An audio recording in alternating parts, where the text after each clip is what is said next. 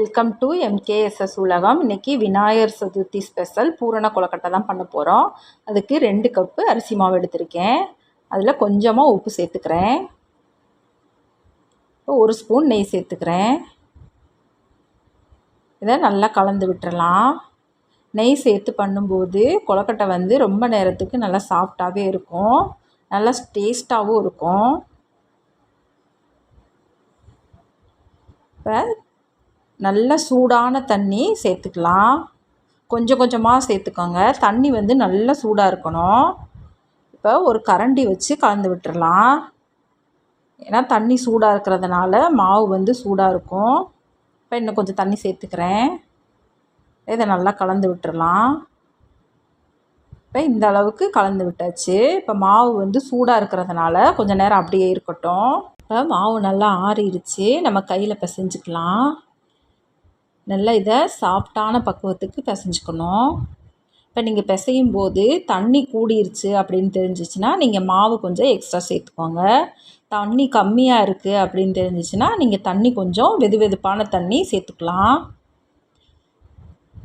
இப்போ இந்தளவுக்கு சாஃப்டாக பிசைஞ்சிருக்கேன்.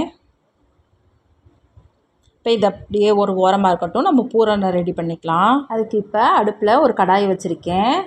அதில் ஒரு 1/4 கப்பு எள்ளு சேர்த்துக்கிறேன். நான் கருப்பு எள்ளு சேர்த்துருக்கேன். நீங்கள் வெள்ளை எள்ளாக இருந்தால் கூட சேர்த்துக்கலாம். இப்போ லைட்டாக இதை அடுப்பை சிம்மில் வச்சுக்கிட்டு லைட்டாக வறுத்து எடுத்துக்கலாம். வெறும் கடாயில் தான் வறுத்து எடுக்கணும். இப்போ லைட்டாக வறுபட்டுருச்சு. நம்ம தனியாக எடுத்து வச்சிடலாம். இது ஆறட்டும். இப்போ ஆறிடுச்சு. நம்ம மிக்ஸி ஜாரில் சேர்த்து இதை கொரகொரப்பாக அரைச்சி எடுத்துக்கலாம். ரொம்ப அரைச்சிடாதீங்க, எண்ணெயாக போயிடும். அதனால் விட்டு விட்டு பல்ஸ் மூடில் போட்டு கொரகொரப்பாக அரைச்சி எடுத்துக்கோங்க. இப்போ அதே கடாயிலேயே ஒரு அரை மூடி தேங்காய் துருவல் சேர்த்துக்கிறேன். இதையும் வெறும் கடாயிலேயே வறுத்து எடுத்துக்கலாம். லைட்டாக வறுபட்டால் போதும். இப்போ இந்த அளவுக்கு வறுத்தா போதும். இப்போ நம்ம அரைச்சி வச்ச எல்லாம் இதில் சேர்த்துக்கலாம். நல்லா கலந்து விட்டுருங்க. இதில் 1 கப்பு அளவுக்கு நாட்டு சர்க்கரை எடுத்து தண்ணியில் கரைச்சிட்டு வடிகட்டி எடுத்து வச்சுருக்கேன். நம்ம இதில் சேர்த்துக்கலாம். நீங்கள் வெல்லம் கூட சேர்த்துக்கலாம். இதே மாதிரி தட்டிட்டு வடிகட்டி சேர்த்துக்கோங்க.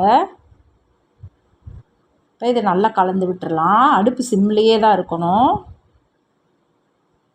இப்போ இந்த அளவுக்கு கலந்து விட்டால் போதும். இப்போ அடுப்பு ஆஃப் பண்ணிடலாம். இது ஆறவும் கொஞ்சம் திக்காக வந்துடும்.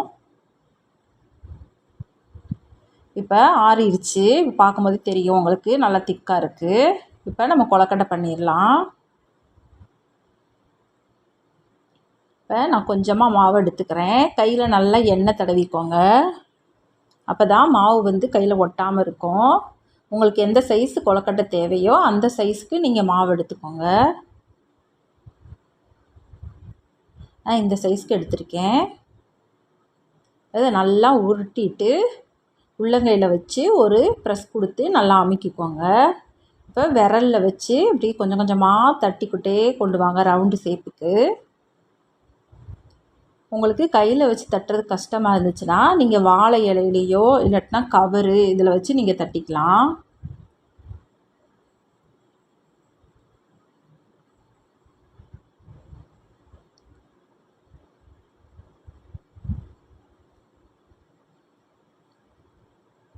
இந்த அளவுக்கு நான் தட்டியாச்சு.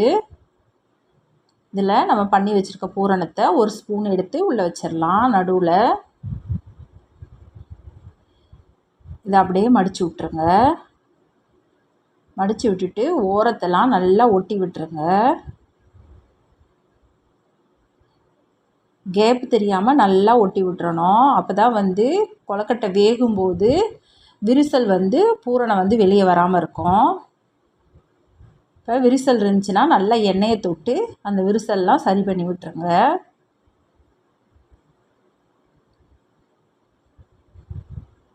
இப்போ உங்களுக்கு இதில் ஒரு டிசைன் கொடுக்கணுன்னா இந்த மாதிரி மடித்து விடுங்க.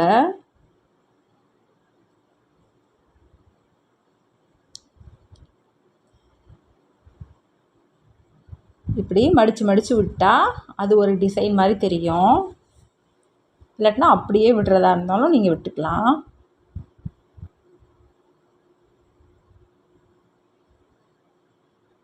இதே மாதிரியே நம்ம எல்லா கொழுக்கட்டையும் செஞ்சு வச்சிடலாம். இப்போ எல்லாத்தையும் செஞ்சு வச்சாச்சு. நான் இட்லி தட்டில் எண்ணெய் தடவி இருக்கேன், அதை இதில் சேர்த்துக்கிறேன். நீங்கள் துணி விரித்து கூட நீங்கள் செஞ்சுக்கலாம். இப்போ பையா ஒன்றொன்னா அடுக்கி வச்சுருங்க, மேலே மேலே வைக்கக்கூடாது.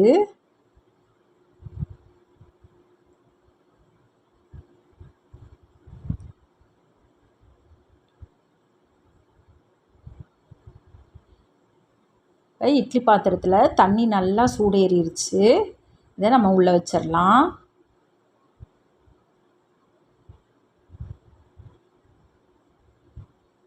இப்போ மூடி போட்டு மூடி ஒரு 10 நிமிஷம் மீடியம் ஃப்ளேமில் வச்சு வேக வச்சுக்கோங்க.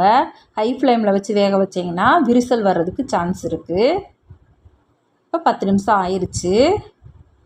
இப்போ கொழுக்கட்டை நல்லா வெந்துருச்சு, நம்ம வெளியே எடுத்துக்கலாம்.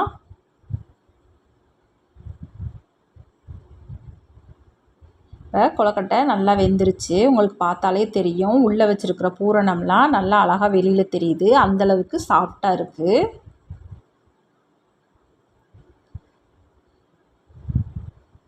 வர்ற விநாயகர் சதுர்த்திக்கு நீங்களும் இது மாதிரி பூரண கொழுக்கட்டை செஞ்சு சாப்பிட்டு பாருங்கள். இது சாப்பிட்றதுக்கு ரொம்ப டேஸ்ட்டாகவும் இருக்கும், அதே சமயத்தில் ரொம்ப ஹெல்த்தியாகவும் இருக்கும்.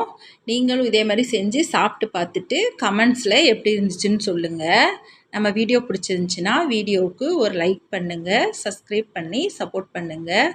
அடுத்த வீடியோவில் பார்க்கலாம். நன்றி.